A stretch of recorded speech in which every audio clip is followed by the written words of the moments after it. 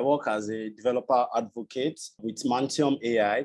So Mantium AI is an artificial intelligence company in the US. And basically what we do is we build products for accessing large language models in the natural language processing use case. Fun fact for me, I love to work out. At least I try to do it twice a day because I work from home. It's like the only interesting thing I can do during the week. And I try to do that 3 times a week. So my background was actually in data science, data engineering, and machine learning. So which makes me like a very good person to kind of talk on this topic because we are talking about the data engineering use case. So do you navigate remote jobs in the data engineering? I kind of put audio experience together in this presentation and I'll be walking you guys through it.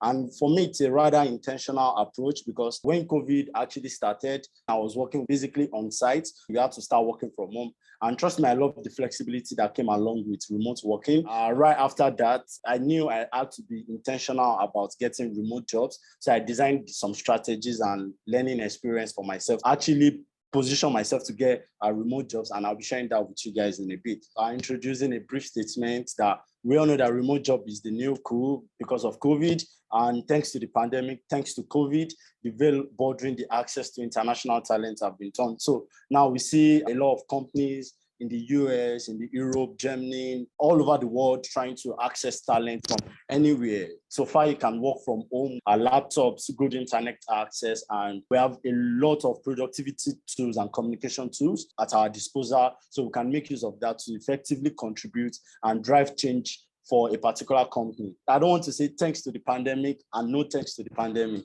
So we have remote jobs access. Basically, I'll be walking you guys through how to get started, how to find a remote job, when you actually do, how to make most of the job, then also our remote jobs kind of ties into freelancing. And for most of all, for me, it actually started from freelancing and I was able to position myself to actually getting a full-time employment. So this guide will sort of capture, and you also want to make better of where you are working and make the most of your job. This guide will be covering and taking you through everything. I thought this quote is really cool, was written by Mark Zuckerberg when the pandemic actually started on the remote jobs. People are more productive working at home than they would have expected. Some people thought everything was just going to fall apart, and it hasn't. So we even have a lot of big companies actually letting their employee work full-time from home, like Amazon. I think last week I read an article where Amazon actually allowed their tech and corporate employees work full-time from home. So getting started, we're basically going to talk about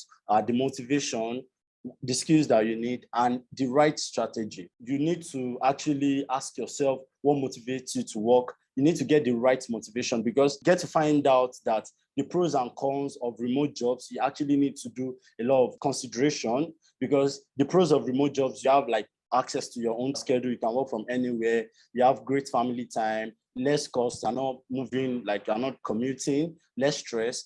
But there are also some cons. So you need to figure out if remote job is actually you need to do. If you're an introvert or an extrovert, you need to consider all these things. They look tiny, but we actually you need to ask yourself before you go down on the path for working remote jobs, because you get to find out that some of the cons of working remotely is loneliness. You can get to overwork yourself sometimes. You can get to underwork because if you don't have the right motivation, if you don't enjoy what you are doing, you get to find out that you're not contributing. So remote jobs can also give you some creative moments. So let's talk about the skill set. You need to actually think of a niche because you don't want to go with one size fits all approach. Say for instance, data engineering, perfect niche, DBT2. So you need to start scaling up. You need to start learning DBT2. I'm also going to share to actually learn and use some of these DBT tools. So you need to work on personal projects. You need to let all these things show what you have to find a way to blow your own trumpet, which I'll be talking about by using the network community strategy. This strategy is actually very, very important because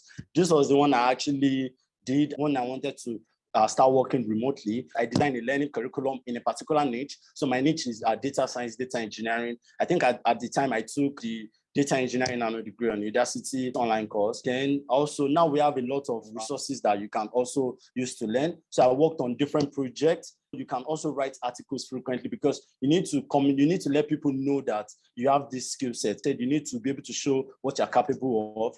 Then you also need to contribute to the community. DBT is a great community. Join the Slack channel. Let people find solutions to what they are doing. So finding a remote job, key things that we're going to talk about: your profile, job application, and getting the job. So your profile, you need to pack all this experience, all the skill sets that you have. You need to put them in a detailed resume. You need to have a well-optimized LinkedIn profile. So when you push all things outside, it puts you on the spotlight, makes people know that, okay, this person has the talent. And I said something that getting remote jobs is like applying for the normal traditional jobs, but with a little finesse, with a little strategy. So this is still like the normal traditional jobs application process. Okay, so now the job application. So because I said getting a remote job is still like the normal traditional job application process. So, but then the finesse is using keyword search examples rather. So you might go on to Google, get how to get remote jobs in data analytics, other examples of keywords that you can use. And there are also great examples of job boards for remote job boards that are specifically designed for remote jobs. LinkedIn jobs as well. We find a lot of remote jobs on LinkedIn and cold mails and messages. This is actually a strategy that I use and I was very intentional about it. So one thing you need to do is research about a company that you know that their workforce is remote. Then you maybe find the recruiting manager, then you shoot telling them about your experience, how you can be a good fit to the company. You have the DBT Slack community. There's a job page on the DBT Slack community that you can leverage on and find jobs. So getting the job. When it comes to getting the job, you need to actually prepare for your interviews. It's still the normal job application process. Mostly it's going to be online. So you need to practice. So during your interview process, you need to go above and beyond during the recruiting process because most companies actually still have this reservation about hiring remotely because they want to know that, okay, this person will have the right energy. You need to negotiate your salary during the interview or the negotiation process. So you need to have the perfect work environment, productivity, and work-life balance. So let's talk about this point. For your work environment, you need to make sure that access to this, you need to have the right equipment, you need to have a good laptop, good internet connection. For myself, I have access to multiple internet providers because we are in Nigeria and sometimes we have lags in terms of connection. Good sitting posture, you need to get good workstation, good desk, and good chair. These are the normal things you need to take care of in terms of working remotely because you mostly be working from home. You need to make sure that everything is perfect for your work condition. So time and productivity. This is actually very, very important, very, very important. And it kind of determines your motivation. You need to specialize the time that you're working. You need to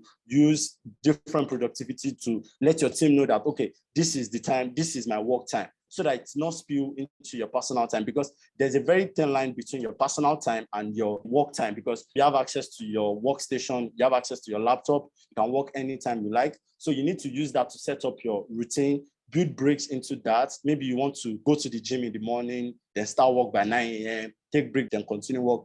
Anything that works for you. I find Pomodoro techniques actually a very good productivity technique to focus on people you might be staying with. So you can use Pomodoro techniques. So you focus on work for 25 minutes, take break for 10 minutes. And there's a very good application that you can download on App Store. That is, I want to get a different work environment because it helps with creativity. And so work-life balance, you need to find a way to take breaks. You need to take distinct hours. Sleep is also very important. You can use your weekend to work on personal projects, learn more, go to see friends and all that stuff. So this is for when you actually have a remote job, when you're working from home. And for those of us that have remote jobs, these are very, very important. Work-life balance. So I feel like freelancing is a very perfect place to start. For myself, it actually started from freelancing. I went to a couple of freelancing platforms and I could remember Fiverr and Upwork. They were very helpful. So I started working on different data analytics projects, and that actually sets me into the pace of working remotely.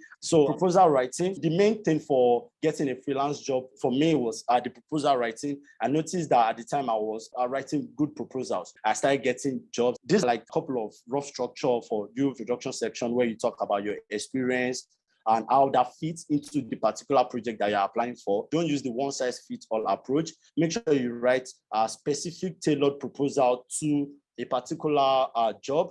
Then you want to talk about your relevant experience. Thus, I'm a good fit for this data project. Then you want to tell the client your project implementation plan. Say the client is said are looking to this particular pipeline, data pipeline. So you tell them, okay, I'll start from getting the data. I'll do this in a structured manner, and that's your implementation plan. So you also want to find a way to charge the right amount. You want to tell the clients that, okay, I have this amount of experience, thus I'll be charging this amount of money per hour. So you want to do that. Then you also want to ask the right questions that, okay, what stack would you like me to work on? What stack? Just any question around that project.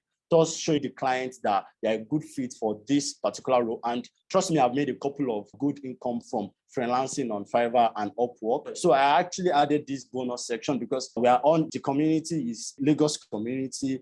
We're in Nigeria. So it's actually a problem getting paid from all these remote jobs. So working on Fiverr, it might be a problem getting dollars. So you need to set up a domiciliary account, walk into any bank, and tell them you want to open a domiciliary account, maybe dollar, pounds, any amount you want, any currency you want to do. A particular platform that I find very helpful for me is Payoneer. And I've been able to use Payoneer to receive income from different clients across the world, from any part of the world. Then community, talk to people. Community will really help. Join the DBT Slack community. We have a specific channel for jobs, and you can also engage in the local Nigerian channel where we'll be there to answer most of the questions. Then learn. Like I said, pick a particular niche, learn DBT for beginners, learn how to use this to apply. So if you are interested, you can fill, and they are looking to hire data talent to work for them remotely. So this is one of the advantages of joining a community. And like I said, you want to leverage on the community to get these remote jobs, remote job boards. You can hop onto this platform, any of them, understand how they work and use that to apply for remote jobs. And I'd like to point out like a few. For instance, Turing.com, you take technical interviews. So you need to prepare for technical interviews. You need to understand how to take topic skills test, maybe SQL. So you need to really skill up before you apply to. This is the learn to earn bonus section. So like I said, when I started looking for remote jobs, I designed this strategy for myself that I know I don't have a lot of experience. So as I'm learning, I also need to find a way to earn. You can write articles. So I've attached a link of really great companies that you can write articles for, and they pay you per your article. So they pay a range of $100 to $600 for really great articles, and it helps you to learn because you have to understand things first. So mentoring, I'm a mentor on Udacity, mentor on machine learning project, data streaming, data analytics project. So I've attached the link if you want to apply. That's also a very nice strategy because you are learning and they are also paying you for all the things you are doing. And you can start writing articles, pick a particular topic in, say, DBT for beginners. So you just start learning DBT, write a nice article on your experience getting started with DBT. It's a very good one. If you have any question, I'll be taking that, and you can write me a personal message on my social media platform.